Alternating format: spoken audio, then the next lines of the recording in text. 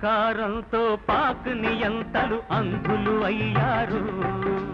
హక్కులు కోరిన బంగ్లా ప్రజలను అణగదొక్కినారు. అన్యం పుణ్యం ఎరుగని వారిని హత్యలు చేశారు.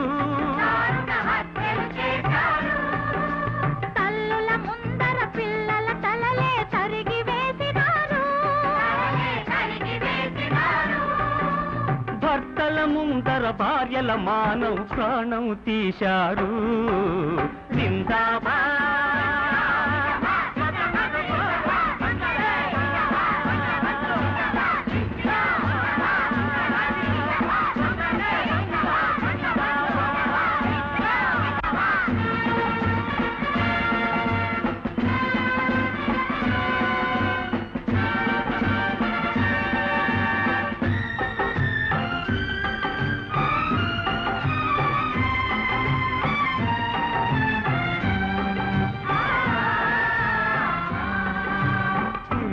వాకిలి వదిలేశారు ఎన్నో లక్షల ప్రజలు.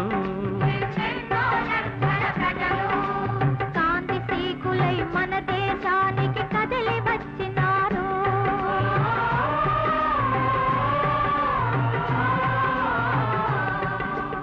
ఆశ్రయమిచ్చి శరణార్థులను ఆదుకున్నాము.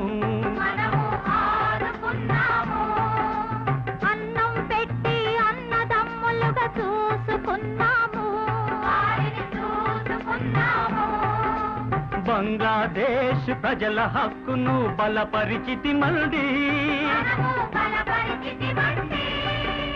అదే తప్పుగా భావించింది ఆ పాకిస్తాను. పాడు బుద్ధితో భారత్ పైన దాడి చేసెనండి.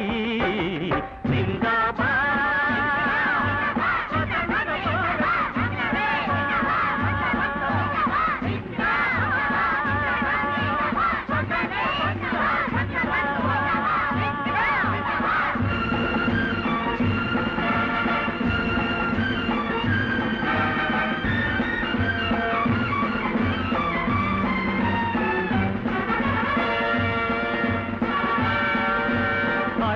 రెండులో చైనా వాడు అదే చేసినాడు. ప్రజాస్వామ్యమును భంగపరచగా పట్టుబట్టినాడు.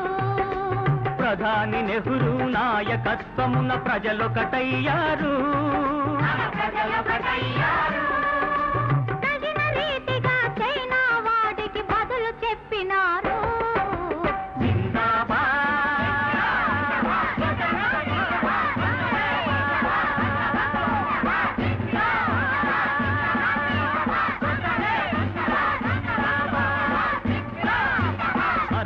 ఐదులో పాకిస్తాను మన దేశం మీద దండయాత్రను జరిపిందండి కండ తావరంతో.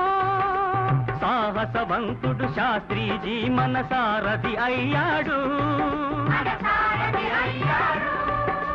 పాకిస్తానీ కిరాతకులను పారద్రోలినాడు.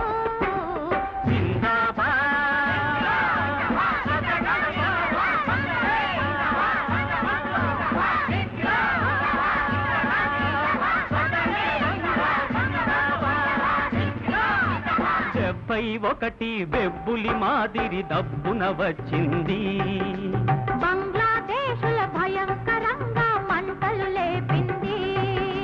సోదర బంగ్లా ప్రజలను చూసి శోకం పొంగింది.